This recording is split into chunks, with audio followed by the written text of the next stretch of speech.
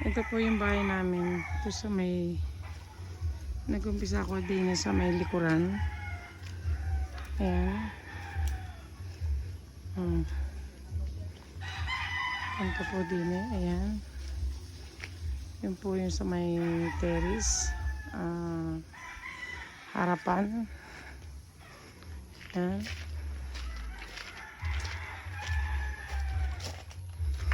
Yan po ang aming likod ng bahay. Ayan.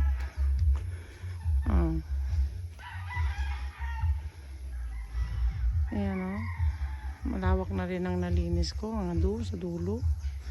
Kita na ang karsada. Pati ayan. Malinis na ang buong paligid. Ari kanina lang ari tiniba. Ayan. Yan ang aming kabahayan.